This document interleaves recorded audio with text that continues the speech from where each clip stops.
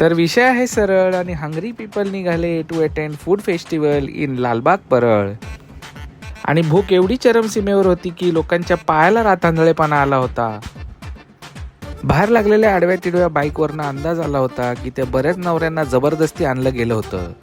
बाजूला लटकवलेला एक सोनेरी हत्ती आम्हाला ओरडून काहीतरी सांगायचा प्रयत्न करत होता. आणि दुसरीकडे माझा सोनेरी हत्ती मला डोळ्याने सांगत होतं की आता तू गळ्यात घातलायस या फंद्याला, आता बघ कशी तुला मी लावते धंद्याला. आतमध्ये इतके व्हेरायटीचे आणि आकर्षक दुकानं बघून माझ्या गुडघ्याला आणि माझ्या पाकिटाला थोडासा वीकनेस जाणवत होता. हे सगळं दृश्य बघून एकच सांगावंसं वाटतं की खवातीन हाजरात, बायकोला एकटा नका पाठवू बाजारात. टोरस नावाच्या कंपनीच्या बाहेर त्यांच्या क्लायंटची आणि या काकीच्या दुकानाच्या बाहेर या बायकांची गर्दी सेम टू सेम होती. उधारी घेऊन परत न देणाऱ्या या मित्रांसाठी हा खास प्रकारचा लाडू जो तोंड सोडून बाकी सगळीकडून भरवू शकता. आणि बाजूलाच हा एक वेगळ्या प्रकारचा मसाजर होता ज्याने कळत नव्हतं की नक्की काय मसाज करू. Oh my God. आणि त्याच्याच बाजूला हा वेगळ्या प्रकारचा एक खलबत्ता बघितला.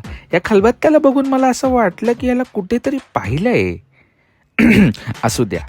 त्याच्याच पुढे अतिशय खोडकर टी शर्ट होते जे आईच्या लेकरांनी डिझाईन केलं होतं. If you want to spice up your relationship, please या काकांच्या मसाल्याकडे जरा लक्ष द्या.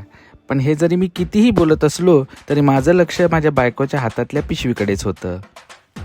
या काकींनी मात्र ओळखलं होतं की मी एक नॅचरल आर्टिस्ट आहे, त्यामुळे त्यांनी मला नॅचरल प्रोडक्ट्सची एक रेंज दाखवली. या काकी इथे अंगठ्या विकत होत्या आणि ह्या अंगठ्यांना लागणारे बोटं पण त्यांच्याकडेच होती. शादी एक खेल है जिसमें नवरोबा हमेशा फेल है असं म्हणत मी ह्या सावंतवाडीच्या लाकडी ओरिजिनल खेळण्या पहिल्यांदा पाहिले. आजकालच्या फॅन्सी ब्रेसलेटच्या या जमान्यात या सुंदर बांगड्यांच्या दुकानाबाहेर मात्र कोणीही नव्हतं. आणि बाजूच्या दुकानात नुसतं खरवस मिळत नव्हतं तर ताजं खरवस मिळत होतं. एवढं फिरल्यावर या स्माईलचं एकच अर्थ असू शकतं की चल आता मला भूक लागली आहे. मग आमच्या नियमाप्रमाणे मी रांगेत उभा होतो आणि माझी बायको आणि तिची मैत्रीण मात्र जेवणावर हल्लाबोल करत होते. शेगाव कचोरी यायला इतकं वेळ लागत होतं की याच्यात मी 2 वेळा शेगावला जाऊन आलो असतो.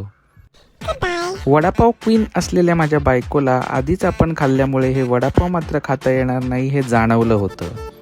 दुसरीकडे हा लहान बालक धूर आणि सोड्याचं सेवन करताना दिसला आणि ह्या धूर आणि सोड्याला बघून मला माझ्या मित्रांची फार आठवण आली. आणि हे दृश्य पाहून एक गाणं आठवलं. सुरमई अखियों में एक ताजा ताजा तुकडा देणारी. माझ्या बायकोचे 3 आवडते छंद म्हणजे महागडं कापड, नवऱ्याला झापड आणि मसाला पापड. आता मला वाटलंच होतं की हिचं पोट भरलंय, तितक्यात ही पिशवीत काहीतरी मला शोधताना सापडली.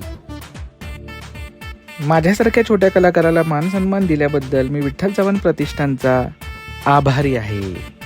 खाली हात आया था खाली हात जाएगा हे गाण्याचे बोल इथे बिलकुल ॲप्लिकेबल नाहीत, कारण जाताना तुमच्या हातात पिशव्या नक्कीच असतील.